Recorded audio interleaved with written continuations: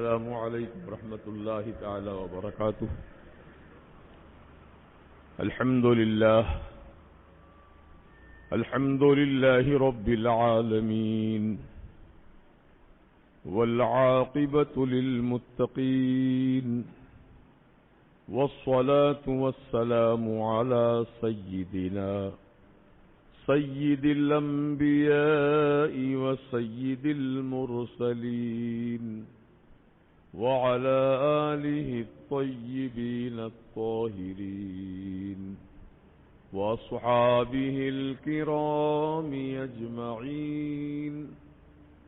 أما بعد فأعوذ بالله من الشيطان الرجيم. بسم الله الرحمن الرحيم. يا أيها الذين آمنوا كتب عليكم الصيام كما كتب على الذين من قبلكم لعلكم تتقون. صدق الله العظيم وبلغنا رسوله النبي المتين الأمين الكريم. حضرات گرامی، قرآن پاک کی جو آیت میں نے پڑھی، جزاک اللہ، اللہم صلی علیہ، یہ قرآن پاک کی جو آیت آپ کے سامنے ابھی تلاوت کی گئی، یا ایھا الذین آمنوا کتب علیکم الصیام کما کتب علی الذین من قبلکم لعلکم تتقون. اللہ سبحانہ و تعالی نے اس آیت مبارکہ میں ماہ رمضان کے روزوں کی فرضیت کا ذکر فرمایا. اے ایمان والو، کتب علیکم الصیام، تم پر روزے فرض کر دیے گئے.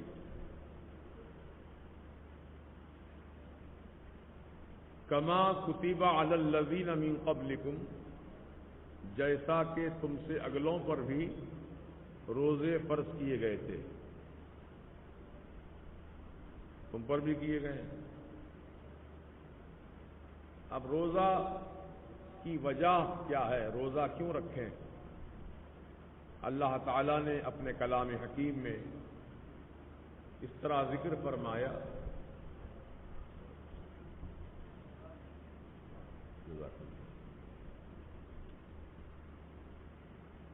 لعلکم تتقون. روزے اس لیے فرض کیے گئے ہیں تاکہ تم متقی پرہیزگار بن جاؤ. تو روزہ اللہ تعالی کے کرم سے بندے کو متقی بناتا ہے، پرہیزگار بناتا ہے.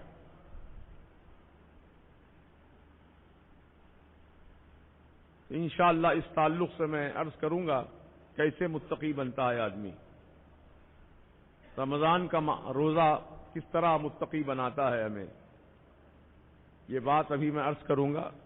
اس سے پہلے فرضیت ماہ سیام یعنی سن 2 ہجری میں جب سرکار مدینہ علیہ السلام مکہ شریف سے ہجرت فرما کر مدینہ شریف تشریف لائے، دوسرا سال تھا.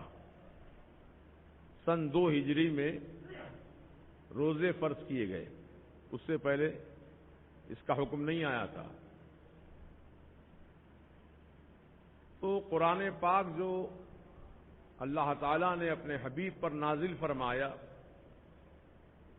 وہ ایک دم سے نہیں.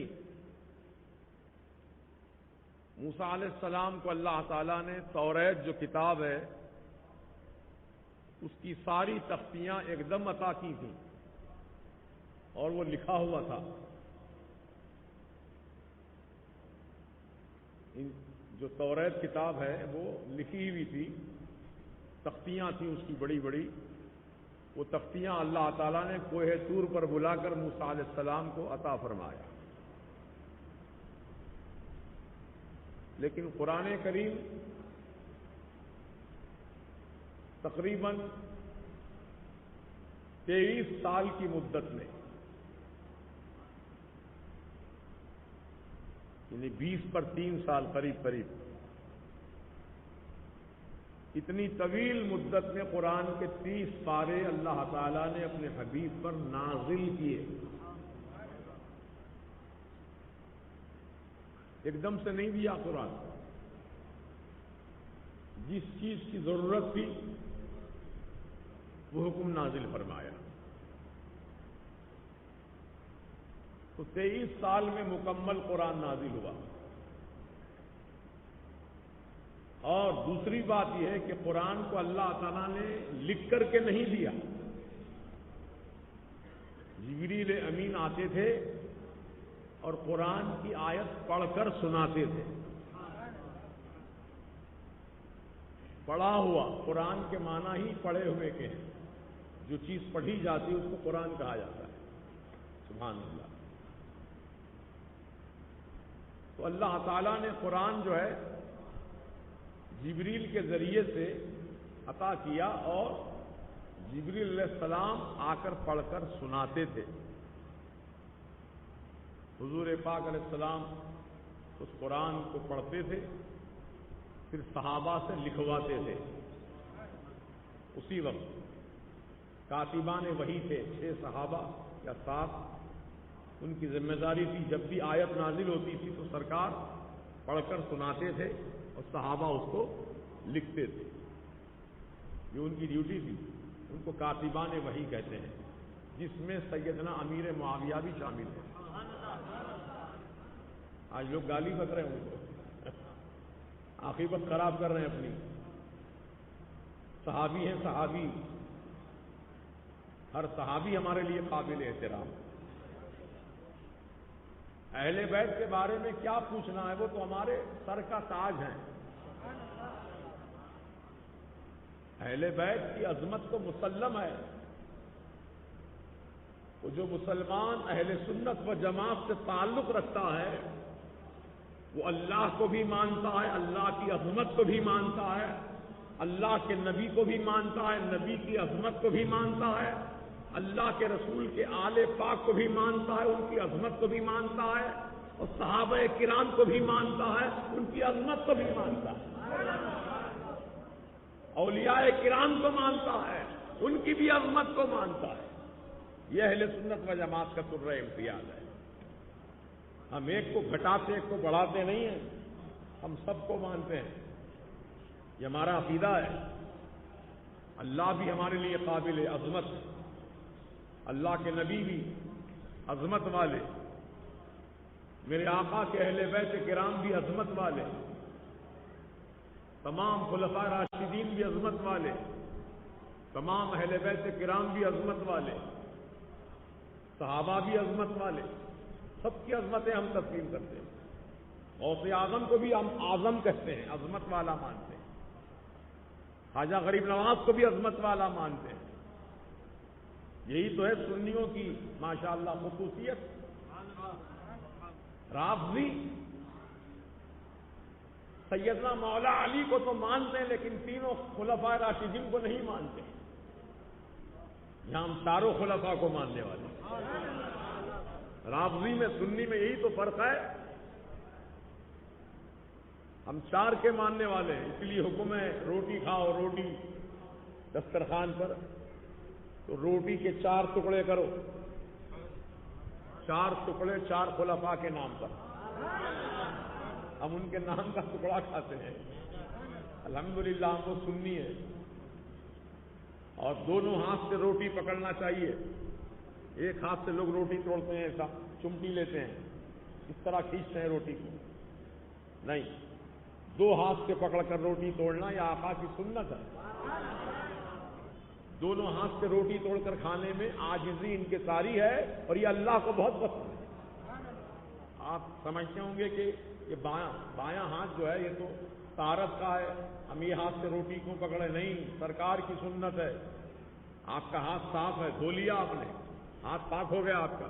دونوں ہاتھوں سے قرآن پکڑتے ہیں آپ، ہے نا، دونوں ہاتھ سے قرآن پکڑتے ہیں. تو قرآن عظمت والا ہے کہ روٹی؟ جب قرآن کو دونوں ہاتھوں سے پکڑ سکتے ہیں تو روٹی پکڑنے میں کیا عیب ہے؟ سوچو ذرا دماغ سے. حدیث کی کتاب، بڑی بڑی کتابیں، اتنی چوڑی اتنی لمبی، ایک ہاتھ سے نہیں اٹھا سکتے اس کو آپ، وزنی ہوتی ہے، دو ہاتھ سے پکڑنا پڑتا ہے. جب حدیث کی کتاب بھی آپ دو ہاتھوں سے پکڑ کے اٹھاتے ہیں تو روٹی دو ہاتھ سے پکڑ کے توڑنے میں کیا قباحت ہے؟ بلکہ حضور نے فرمایا کہ جو ایک ہاتھ سے روٹی توڑ کر کھاتا ہے یہ تکبر کی علامت ہے، تکبر کر رہا ہے وہ، اور عاجزی کائے میں ہے روٹی دو ہاتھ سے توڑ کر کھانا. روٹی کو پکڑنا بھی ہاتھ میں ہے، بائیں ہاتھ میں روٹی پکڑنا، اسی سے روٹی توڑ کر سیدھے ہاتھ سے نوالا بنا کر کھانا چاہیے. یہ سنت مصطفیٰ ہے. سبحان اللہ سبحان اللہ. سارے علماء اہل سنت کا اس پہ عمل ہے، اور تمام صحابہ کرام کی یہی سنتیں رہیں، تمام اولیاء کرام کا یہی طریقہ رہا. ہم اہل سنت و جماعت سے ہیں، ہم بھی الحمدللہ اسی طریقے پہ عمل پیرا ہیں.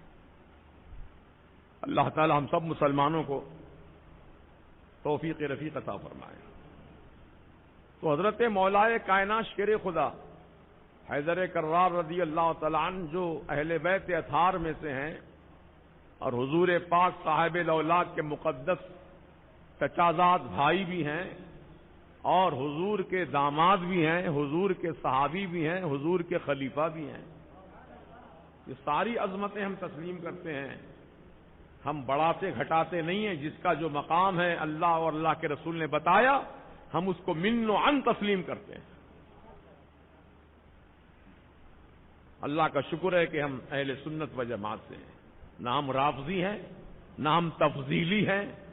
فضیلت دینے والے تینوں صحابہ پر حضور سیدنا مولا علی کو، اس کو تفضیلی کہتے ہیں. یعنی تینوں خلفاء کو بعد میں مانتے ہیں، پہلے حضرت علی کو مانتے ہیں. تفضیلیت کی نشانی ہے. اہل سنت و جماعت کا طریقہ کیا ہے؟ پہلے سیدنا ابوبکر صدیق رضی اللہ تعالیٰ عنہ پہلے خلیفہ، دوسرے سیدنا عمر ابن خطاب رضی اللہ عنہ، تیسرے خلیفہ سیدنا عثمان ابن عفان رضی اللہ تعالیٰ عنہ، چوتھے خلیفہ سیدنا مولا علی شیر خدا حیدر کرار رضی اللہ تعالیٰ عنہ. یہ ترتیب ہے اہل سنت و جماعت کے پاس. تو یہ ترتیب اللہ نے بھی بتائی، اللہ کے رسول نے بھی بتائی. اب اس ترتیب کو چھوڑ کر آپ کی بتائی ہوئی ترتیب ہم نہیں مانیں گے، ہم اللہ رسول کی بتائی ہوئی ترتیب مانیں گے. بولو انشاءاللہ. یہ اہل سنت و جماعت. تو بہرحال بات چل رہی تھی میری ماہ رمضان سے متعلق. انشاءاللہ اس موضوع پر گفتگو کروں گا آپ سے. قرآن کریم کی جو آیت میں نے پڑھی آپ کے سامنے، یا ایھا الذین آمنوا کتب علیکم الصیام، اے ایمان والو تم پر رمضان کے روزے فرض کر دیے گئے. فرض ہے روزہ، فرض ہے. بولیے رمضان کا روزہ فرض ہے. شعبان کے روزے نفل ہیں، رجب کے روزے نفل ہیں، محرم کے روزے نفل ہیں. وہ نفل روزے ہیں، رکھیں تو ثواب ہے، نہ رکھیں تو گناہگار نہیں. لیکن رمضان کا روزہ فرض ہے، نہ رکھیں گے تو گناہگار ہوں گے، رکھیں گے تو متقی بنیں گے، رکھیں گے تو آپ پرہیزگار بنیں گے. اور موسم تو بدلتے رہتے ہیں. ایک زمانہ تھا کہ ٹھنڈی کے موسم میں روزے چلے کئی سال تک. چند سالوں پہلے ٹھنڈے کے موسم میں روزے آتے، سردیوں میں پتہ ہی نہیں چلتا تھا روزہ ہے کہ نہیں ہے، کیونکہ دن چھوٹا ہوتا تھا اس میں، اور بھوک کا بھی احساس نہیں ہوتا. سردی میں آدمی ایک مرتبہ پیٹ بھر کے کھا لے تو شام تک بے فکری، نہ پیاس لگے پانی کی، نہ کھانے کی حاجت محسوس ہو. تو رمضان کے روزے جب ٹھنڈی کے موسم میں آتے تھے بڑی آسانی سے ہم رکھ لیتے تھے. لیکن اب رمضان کے روزے مئی کے مہینے میں آ رہے ہیں، اور مئی کا مہینہ جو ہے یہ تیر کا مہینہ کہلاتا ہے. دھوپ ایسے چبھتی ہے جیسے تیر چبھتا ہے، اسی لیے اس کا نام تیر رکھا گیا. مئی کا نام کیا ہے؟ تیر کا مہینہ ہے. اس میں دھوپ چبھتی ہے. لیکن جو اللہ کے بندے ہیں نہ دھوپ کی پرواہ کرتے ہیں، نہ سردی کی خواہش کرتے ہیں، وہ تو اللہ تعالیٰ کے حکم کی تعمیل کرتے ہیں. تو اللہ تعالیٰ نے حکم دیا روزہ رکھو. اب چاہے گرمی کا موسم ہو، چاہے سردی کا موسم ہو، روزہ رکھنا ہم تمام بندوں کی ذمہ داری ہے. اللہ کے سیدنا مولا علی شیر خدا رضی اللہ عنہ فرماتے ہیں مجھے 3 چیزیں بہت پسند ہیں۔ کون سی چیزیں؟ فرماتے ہیں مولا علی کہ مجھے رمضان کے روزے بڑے پسند ہیں۔ وہ بھی کون سے مہینے میں؟ گرمی کے موسم میں۔ گرمی کے روزے پسند ہیں، جاڑوں کی طہارت پسند ہے۔ جاڑے کے موسم میں، سردی میں طہارت بہت جلدی جلدی انسان کو ہوتی ہے، تقاضا ہوتا ہے، تو آپ فرماتے ہیں جاڑوں کی طہارت اور گرمی کے روزے مجھے بڑے پسند ہیں۔ تکلیف اٹھانا پسند ہے مجھے، ضرب السیف اور جہاد کے میدان میں تلوار چلانا مجھے بڑا پسند ہے۔ سمجھ گئے آپ؟ تو مولا علی کی 3 چیزیں پسند، گرمی کے روزے، تو ہم بھی مولا علی کے چاہنے والے گرمی کے روزے پسند کریں، یہ ہاتھ لگا کے واویلا نہ کریں کہ ارے گرمی کے موسم میں رمضان کا مہینہ آیا، اب روزے کیسے رکھیں، گرمی برداشت کیسے کریں۔ انشاءاللہ اللہ تعالیٰ طاقت آپ کو عطا فرما دے گا، آپ کو قوت عطا فرما دے گا روزہ رکھنے کی۔ رکھ کے تو دیکھیے، انشاءاللہ دیکھتے دیکھتے دن گزر جائے گا، اس طرح رمضان کا مہینہ بھی مکمل ہو جائے گا انشاءاللہ۔ 30 دن رکھنا ہے روزے یا 29 دن، چاند پر منحصر ہے۔ چاند دیکھ کے روزہ رکھو، چاند دیکھ کر عید مناؤ، یہ حضور کا حکم ہے۔ لہذا ہم آپ اہل سنت و جماعت سے متعلق ہیں، ہماری آپ کی سب کی ذمہ داری ہے کہ چاند کو بھی تلاش کریں۔ کب دیکھیں گے چاند؟ آج 27 تاریخ ہے، کل کو 28 ہے، پرسوں کو 29 ہے، اتوار کے دن۔ تو اتوار کے دن مغرب کی نماز ادا کر کے چاند تلاش کریں آسمان پر، مغرب کی جانب، اسی طرف آسمان پہ نظر دوڑائیں، کیونکہ سب کی نظر ایک جیسی نہیں ہوتی ہے، کسی کی نظر بہت تیز ہوتی ہے، باریک سے باریک چیز کو بھی دیکھ لیتا ہے، کسی کی نظر اتنی تیز نہیں ہوتی ہے۔ تو بہرحال سب مسلمان تلاش کریں رمضان کے چاند کو، اگر نظر آ جائے تو پھر انشاءاللہ روزہ رکھنے کی تیاری کرنا ہے، نماز تراویح بھی اسی رات سے شروع کرنا ہے اور دن کو روزہ رکھنا ہے۔ بڑی کیفیت ہوتی ہے رمضان میں، قسم خدا کی، جب روزہ رکھتے آپ افطار کا انتظام کرتے ہیں، شام کے وقت سحری کا انتظام کرتے ہیں، رات میں افطار کا انتظام کرتے ہیں، اس وقت جو مسرتیں آپ کو حاصل ہوتی ہیں، اللہ اکبر، یہ خریدتے ہیں وہ خریدتے ہیں، اور کوئی پابندی نہیں ہے۔ میرے آقا نے فرمایا کہ آپ افطار میں، سحری میں اگر زیادہ کھا لیں تو اس کا حساب اللہ نہیں لے گا۔ زیادہ کیوں کھایا، زیادہ کیوں خریدا، نہیں پوچھیں گا اللہ تعالیٰ۔ رمضان میں چھوٹ ہے، سبحان اللہ سبحان اللہ۔ تو رمضان کے مبارک مہینے میں آپ عصر کی نماز پڑھ کے افطار کا اہتمام کرتے ہیں، کھجور خرید رہے ہیں، میوہ خرید رہے ہیں، یہ خرید رہے ہیں، تو اللہ کے نبی علیہ السلام نے فرمایا للصائم فرحتان، روزے دار کو 2 خوشیاں ہیں، 2 خوشی حاصل ہوتی روزے دار کو۔ کب کب؟ فرحت عند الافطار، ایک تو افطار کے وقت یہ خوشی حاصل ہوتی ہے، اب روزہ کھولنے کا وقت آ گیا، اب میں یہ کھاؤں گا، یہ کھاؤں گا، یہ کھاؤں گا، بندے کو خوشی ہوتی ہے اس وقت۔ یہ سرکار کا فرمان ہے، فرحت عند الافطار، ایک خوشی روزہ کھولتے وقت حاصل ہوتی ہے، اور دوسری خوشی کب؟ فرحت عند لقاء الرحمن، دوسری خوشی اس وقت حاصل ہوگی جبکہ رحمان سے ملاقات ہوگی۔ اللہ اللہ، اللہ تعالیٰ سے ملاقات ہوگی حشر کے میدان میں۔ روزے دار بندوں کی تو اللہ کا دیدار دیکھ کر اتنے خوش ہوں گے بندے، بار بار دیکھنا چاہیں گے۔ اللہ تعالیٰ اتنا حسین و جمیل ہے، اتنا خوبصورت ہے کہ اس کی ہم مثال بیان نہیں کر سکتے ہیں۔ ہمارے آقا بھی خوبصورت ہیں، ہم مثال دیتے ہیں کہ چاند کی طرح میرے آقا کا چہرہ چمکتا تھا، سورج کی کرنوں کی طرح چمکتا تھا۔ حضور کی تو مثال دی جا سکتی ہے، لیکن اللہ تعالیٰ کی مثال کچھ نہیں ہے، اللہ ہے وہ۔ اللہ نے اپنی مثال قرآن میں بھی بیان فرمائی، اللہ کے وہ بے مثال ہے، خود بیان کیا ہے۔ مثل نوری، اس کی مثال ایسے ہے جیسے چراغ روشن ہے، روشن چراغ کی مثال اللہ نے خود دی ہے قرآن میں۔ لیکن پھر بھی ہم یہ کہتے ہیں اللہ تعالیٰ بے مثال ہے. بولیے اللہ تعالیٰ بے مثال ہے. تو اللہ تعالیٰ کی کوئی مثال کیا دی جا سکتی ہے؟ اللہ ایسا ہے ویسا ہے نہیں. اللہ نور ہے اور اتنا حسین و جمیل ہے کہ خود حدیث قدسی میں اللہ تعالیٰ نے فرمایا اللہ جمیل و یحب الجمال. اللہ تعالیٰ جمیل خوبصورت ہے اور خوبصورتی کو پسند فرماتا ہے.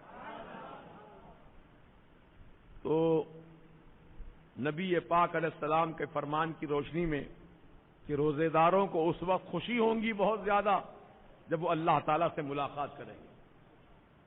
تو بندو ایک خوشی افطار کے وقت, ایک خوشی اللہ کے حبیب کے فرمان کے مطابق اللہ تعالیٰ سے ملاقات کے وقت. اور ایک فائدے کی بات بتا دوں آپ کو, یوں تو بیان کرتا ہی رہتا ہوں, پھر بھی آج موقع ہے بتا دیتا ہوں کہ اللہ تعالیٰ کا دیدار اتنا حسین و جمیل دیدار ہوگا کہ خوبصورت جو بھی چیز ہوتی ہے کہ آدمی بار بار اس کو دیکھتا ہے. یہ آدمی کی فطرت ہے. جو چیز خوبصورت ہے نظریں بار بار وہیں اٹھتی ہیں, اس کی بار بار دیکھتا ہے اسی کو. اب اللہ تعالیٰ اتنا حسین ہے, اتنا جمیل, اتنا خوبصورت ہے. صورت ہماری طرح آپ کی طرح نہیں, وہ اللہ تعالیٰ اپنی شان کے مطابق ہے, سمجھ گئے. لیکن بندے کا دل نہیں بھرے گا, بار بار دیکھنا چاہیں گا, بار بار اللہ کا دیدار کرنا چاہیں گا. تو جنتی جب جنت میں چلے جائیں گے نا, دوزخی دوزخ میں پہنچ جائیں گے, جنتی جنت میں پہنچ جائیں گے, تو ہر جمعہ کو, آج کا دن, ہر جمعہ کو اللہ تعالی جنتیوں کو اپنا دیدار دکھائے گا. بس ہفتے میں ایک دن جنتی انتظار کریں گے جمعہ کا, پھر کب جمعہ آتا, کب دیدار الہی ہوگا. فرشتوں سے اللہ تعالیٰ فرماتا ہے میرے فرشتوں, میرے جنتی بندوں سے پوچھو اور کیا چاہیے, انہیں کیا تمنا ہے ان کی بیان کریں. تو فرشتے پوچھتے ہیں جنتیوں بتاؤ تمہاری کیا خواہش ہے, تم کیا چاہتے ہو اور کیا چاہیے تم کو. تو جنت میں تو ہر چیز موجود ہے, ہماری ہر خواہش کی تکمیل جنت میں ہے. جو ہم چاہیں گے موجود ہو جائے گا فوراً. آپ چاہیں گے کہ مجھے بہترین قسم کے پھل چاہیے, آپ دل میں سوچیں گے پھل کا تشت, اعلیٰ درجے کے جنتی پھل. نہ دنیا کے پھل میں اتنی خوشبو ہوگی, نہ لذت ہوگی جو جنت کے درختوں کے پھل میں ہے. وہ دنیا جیسے پھل تو ہوں گے شباہت میں, لیکن اس کی لذت, اس کا رنگ, اس کا مزہ الگ ہوگا. وہ سب موجود ہو جائیں گے, جو چاہے کھاؤ. اب آپ کی تمنا ہوگی کہ میں شراب طہورہ پیوں, پاکیزہ شراب. یہ تو دنیا کی گندی شراب ہے, پینے کے بعد آدمی کا دماغ آؤٹ ہو جاتا ہے. اماں میں بیوی میں فرق محسوس نہیں کرتا شراب پینے کے بعد.